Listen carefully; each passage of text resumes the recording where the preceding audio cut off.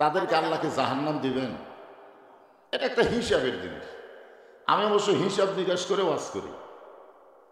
এক বক্তা এসে ওয়াজ করতেছে এমন কঠিন যে মুসলমান সব জাহান্নামত যাবে, মানে হিন্দুরাই ব্যস্ত পাবে, মানে এত কড়া করে ওয়াজ করতেছে। হায় হায়, আল্লাহ কিন্তু কোনো কড়া করে নাই। আল্লাহ বলেছে লা ইউকাল্লিফুল্লাহু নাফসান ইল্লা উসাহা, কোনো কড়াকড়ি ইসলামে নাই। যা তুমি পারবে সেই সাধ্যের উপরে কোনো চাপাচাপি ইসলামে নাই। আল্লাহ বলেছেন লা তাকনাতু মির রাহমাতিল্লাহ ইন্নাল্লাহা ইয়াগফিরুয যুনুবা জামিয়া ইন্নাহু হুয়াল গাফুরুর রহিম। আমার বিশ্বাস, আপনাদের এখন হয়েছে কি না হয়েছে আল্লাহ ভালো জানে, আমার বিশ্বাস আমার সামনে যারা বসে আছেন আপনারা সকলেই জান্নাতি। আপনাদের বিশ্বাস হয়নি? যদি হয় তো সুবহানাল্লাহ সবাই করলেন না কেন? অনেকেই মনে মনে চিন্তা করতেছেন জান্নাত পাবো। আচ্ছা, এর আগেও আপনাদের ইসলামপুরে আমি বলেছিলাম, বাবার সম্পত্তির উপরে সন্তান যদি সন্দেহ করে যে আমি আমার বাবার সম্পত্তি পাই কি না পাই, পাই কি না পাই, তাহলে পাড়ার লোক কি বলবে? পাড়ার লোক বলবে তোর জন্মে ভেজাল আছে। জন্মে যদি ভেজাল না থাকে, বাবার সম্পত্তি তুই পাবি না তো পাড়ার লোক পাবে? বাবার সম্পত্তির সন্তান যখন ওয়ারিশ মোতাবেক পায়, লা ইলাহা ইল্লাল্লাহ মুহাম্মদ রাসূলুল্লাহ বলে আল্লাহ নবীকে যারা স্বীকার করেছেন তারাও জান্নাতের ওয়ারিশ হয়ে যায়। যদি বলেন জান্নাত পাই কিনা পাই, পাই কিনা পাই, তাহলে বুঝবেন আপনার ইমানের মধ্যে ভেজাল আছে। ধরে কোন কি আছে? ভেজাল আছে? ধরে কোন আছে? মাশাআল্লাহ। তাহলে সকলে একটু আল্লাহর প্রশংসা করি যে আল্লাহ দয়া করে রহম করে আজকের বেহেশতের বাগানে আমাদের কবুল করেছেন। খুশি না বেজার? তাহলে সকলে একটু বলবো রব্বানা লাকাল হামদ হামদান কাসীরান তাইয়িবান মুবারাকান ফীহি। এখন আপনাদের কাছে আমার প্রশ্ন হলো, আমরা প্রশংসা করলাম কার? কেন করলাম? এমনি এমনি? আমরা কিন্তু এমনি কারো প্রশংসা করি না। এমপি বলেন, চেয়ারম্যান বলেন, যারই প্রশংসা করি কিছু পাওয়ার জন্য। ধরে এখন ঠিক কিনা? হ্যাঁ, তো যাই হোক, তারা কোনো সময় নগদ দেয়, কোনো সময় বাকি দেয়, পরে সাভার গেলে অনেক সময় পাওয়াও যায় না। ধরে কোন ঠিক কিনা? হ্যাঁ, দুনিয়ার কারো যদি আপনার প্রশংসা করেন, আপনার তেমন লাভ না হলেও যার প্রশংসা করতেছেন তার লাভ হবে। আপনার যদি আমার প্রশংসা বেশি বেশি করেন, আপনাদের কোনো লাভ নেই, কিন্তু আমার দাওয়াত বেড়ে দেবে। ঠিক কিনা বলেন? নেতার প্রশংসা করেন, সামনে ইলেকশনে ভোট বেশি পাবে, কিন্তু আল্লাহর প্রশংসা করলে আল্লাহর কোনো লাভ নেই।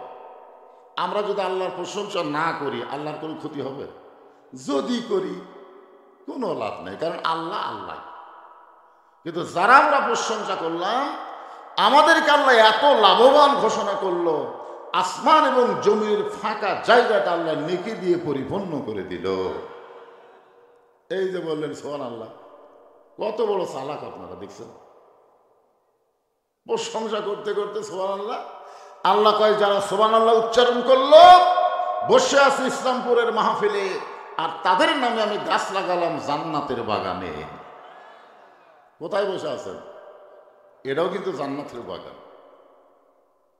কি গাছ হবে? ইউক্যালিপটাসের, শিশুমূল গাছ, মেহগনি গাছ, এমন একটা ফলবান বৃক্ষের গাছ হবে যারা ছায়া অতিক্রম করতে তাজা ঘোড়া দৌড় দিলে 500 বছর সময় লাগবে। এইটা শোনার পরে যারা সুবহানাল্লাহ বললেন না, এদের ছেলে বললো, আশেপাশে শোনা গেল না, তারা বললেন না, মনে করতেছে না বললে কি হবে, আল্লাহর কিছু হবে না, কিন্তু আপনারই ক্ষতি হলো। এখন আসেন আল্লাহর প্রশংসা আমরা কেন করি? তার 1 নম্বর কারণ হলো আল্লাহ কিন্তু রুহের জগতে, এই দুনিয়াতে আসার আগে আমরা আর একটা জগতে ছিলাম। মনে আছে? মনে নাই, তবে বিশ্বাস হয়। ছিলাম কি ছিলাম না? ছিলেন। সেই জগতের নাম কি? রুহের জগৎ। রুহের জগতে আল্লাহ আমাদেরকে এত ভালোবাসছেন যে ভালোবাসার কারণে হিন্দু বৌদ্ধ খ্রিস্টানদের ঘরে না পাঠায় সরাসরি আল্লাহ মুসলমানের ঘরে আমাদেরকে কবুল করেছে। আপনি বলেন তো কি লাভ? আল্লাহ কোরআনে বলেন, লা তামুতুন্না ইল্লা ওয়া আনতুম মুসলিমুন, তুমি মুসলমান না হইয়া মরিও না। হিন্দুর ঘরে জন্ম নিয়ে মুসলমান হয়ে মরা কঠিন, ইহুদি খ্রিস্টানদের ঘরে জন্ম নিয়ে মুসলমান হয়ে মরা খুবই কঠিন, কিন্তু মুসলমানের ঘরে যারা জন্ম নিলাম মুসলমান হয়ে মরা তাদের জন্য সহজ। কি রে বারে, খুশি না বেজা? নবীর চাচা আবু তালেব, যিনি সবসময় নবীকে আদর করতেন, আল্লাহ রাসূল বলেছেন, মায়ের পেটে থাকতে আমি এতিম হয়েছি, কিন্তু দুনিয়াতে আসার পরে আমি এতিম ছিলাম না। সাহাবেরা বললেন, হুজুর মায়ের পেটে আপনি এতিম হলেন আর দুনিয়াতে আসার পরে এতিম ছিলেন না, এটা কেমন কথা? আল্লাহ রাসূল বলেন, ভাগ্য গুণে আমি এমন একটা চাচা পাইছি যেই চাচা বাবার চাইতেও আমাকে বেশি দয়া করছে। সে চাচার নাম কি? আবু তালেব। জোরে করে নাম কি? আবু তালেব। অথচ এই ব্যক্তিটা ঈমান নিয়ে মরতে পারেনি, পারছে?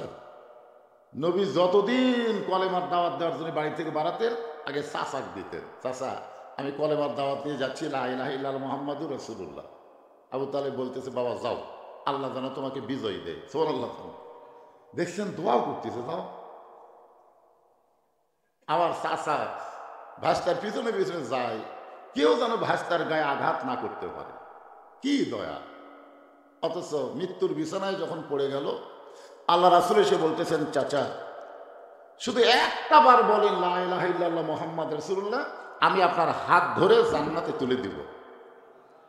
নবী বলতেছেন এই কথা, অথচ চাচা বলতেছেন, বাবা মরেই যখন যাব বাপ দাদার ধর্ম ছাড়বো না। কি বুঝলেন? কি বুঝলেন? হিন্দু বৌদ্ধ খ্রিস্টানদের ঘরে আল্লাহ যদি আমাদেরকে পাঠিয়ে দিত, মুসলমান হয়ে মরা খুবই কঠিন, কিন্তু মুসলমানের ঘরে আল্লাহ পাঠানোর কারণে মুসলমান হয়ে মরা আমাদের জন্য সহজ হয়ে গেছে। সুবহানাল্লাহ কর না কেন? এই জন্য প্রশংসা করবেন কার? আরো জোরসে বলুন। আল্লাহর প্রশংসা করার 2 নম্বর কারণ হলো, মাইকে এরকম হঠাৎ এরকম হয়, ভালোই তো চলতেছিল, এই স্যান করলে বিপদ।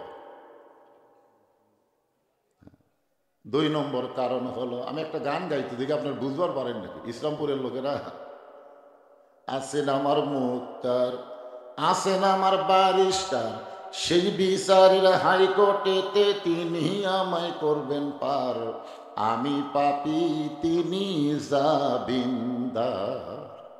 এই জামিনদারকে হলো না, বুঝবার পারেননি। আল্লাহ যখন হাকিম হয়ে আমাদেরকে আসামি করে বিচার শুরু করবেন, ওই সময় আমাদের নবী উকিল হয়ে ব্যারিস্টার হয়ে আমাদের পক্ষে আল্লাহর আদালতে জেরা করবেন, জেরা করে আমাদেরকে সুপারিশ করে জান্নাতে পৌঁছে দিবে। আপনারা বলেন তো, অন্য নবীর উম্মতের ভাগ্যে এরকম আছে? কিন্তু আমাদের ভাগ্য মাশাআল্লাহ। এমনও কথা রাসূল বলেছেন, সারা জীবন যদি পাপ করো করো, রাসূল বলতেছেন সারা জীবন পাপ করো করো, কোনো সমস্যা নাই, ঈমান নিয়ে খালি মরো। ঈমান নিয়ে যদি মরবার পরো, তোমাকে জান্নাতে পৌঁছে দেওয়া আমি রাসূলের দায়িত্ব। জোরে খান সুবহানাল্লাহ। এখন চিন্তা করেন, এমন একজন নবীর উম্মত হওয়াতে আপনারা খুশি না বেজার? তাহলে জবান খুলে আর একবার বলি আলহামদুলিল্লাহ। এখন আসেন যে কোরআন থেকে আপনারা তাফসীর শুনবেন। আমি সূরা আসর আপনাদের সামনে আজকে আলোচনা করব। এই কোরআনের ভিতরে কোনো সন্দেহ? কেউ ঘুম ধরছে নাকি বাজান? ঘুম ধরছে নাই? জোরে কর, কারণ এখানে ফেরেশতা কি ইয়ার কি মারবার আছে? রাত বেশি হয়ে গেছে, অসুবিধা কি? কি ঘুম ধরতেছে নাকি? এই কোরআনের মধ্যে কোনো সন্দেহ, এই কোরআনে কোনো ধোঁকা, এই কোরআনে কোনো গোজামিল নাই। মাশাআল্লাহ। কয়বার নাই করলেন? 3 বার। 3 বার যারা নাই করলেন, আল্লাহর কোরআনের সুপারিশে আল্লাহ তাদের জীবন থেকে জাহান্নামকেও নাই করে দিল।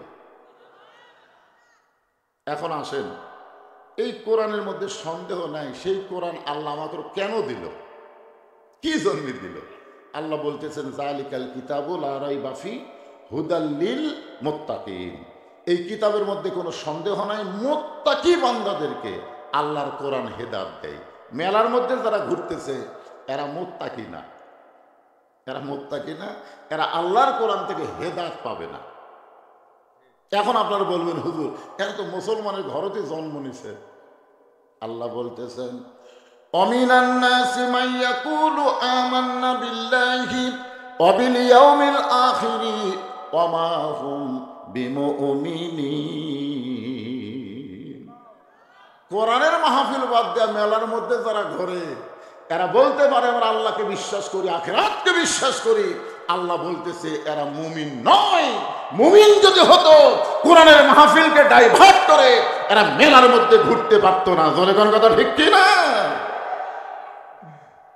এরা হলো মুসলমানের মধ্যে মুনাফিক। জোরে বলেন নাম কি? আরো জোরে কোন না কেন? ইয়ার কি বড় সবচাইতে বড় সন্ত্রাসী তারাই যারা কোরআনের মাহফিল বাদ দিয়া মেলার মধ্যে ঘরে। এদের চাইতে বড় সন্ত্রাসী দুনিয়াতে নেই। আল্লাহর কোরআন দিয়ে যেদিন বাংলাদেশ চলবে, এই কোরআনের তাফসীর বাদ দিয়ে যারা মেলা ধরবে ওদের পাশার কাপড় আলোক করে 10টা করে বাড়ি বসানো হবে। আগে পরিচয় দিই তুই হিন্দু না মুসলমান। যদি কয় মুসলমান তো জায়গা চিনিস না, জায়গা চিনিস না, জান্নাতের বাগান বাদ দিয়ে মেলা ধরিস কেন? কি মনে করতেছে ভাইজান? মুরগির তলে 12 ডিম দিছে, বাচ্চা হতে 10টা। এখন ডিম ওরা চিন্তা করে দিলাম 12 হলো 10টা, ব্যাপার কি? তখন বলতেছে 10টা মুরগির বুকের তলে ছিল, কুসুম ভালোবাসে বাচ্চা হচ্ছে, আর এই 2টা খালি সাইড মারছে, ও ছেয়ে গেছে। যারা সামিয়ানা বাদ দেয়া সাইড মারতেছে এরা পচা। জোরে কোন এরা কি কথা কোন? এরা কি? আমাদের বগুড়াতে বলে ক্যাঁজিয়া ডিম। সিদ্ধ হবি না, ভেজাল খাওয়া যাবি না, জনগণের মধ্যে ফেলে দেওয়া যাবি না, দুর্গন্ধ উঠবে। জোরে কোন কথা ঠিক কিনা? হ্যাঁ। তাহলে আল্লাহর কোরআন থেকে হেদায়েত নিতে গেলে মুত্তাকি হওয়া লাগবে। জোরে কোন কি হওয়া লাগবে? আল্লাহ কোরআনে বলতেছেন ওয়াল আসর, সময়ের শপথ করে আল্লাহ বলতেছেন, কারণ সময় অত্যন্ত গুরুত্বপূর্ণ একটা বিষয়। 5ই আগস্টে বাংলাদেশ কেমন ছিল আর আগস্টের 6 তারিখ থেকে এখন বাংলাদেশ কেমন হলো, সময়ের দাম আছে না নাই? আছে। আব্দুল আলী ওই সময় নিয়ে একটা গান গাইছিল, গাবো? মিশে মায়ায় বন্দি থাইকা করলাম কত খেলা, পশ্চিমে তাকা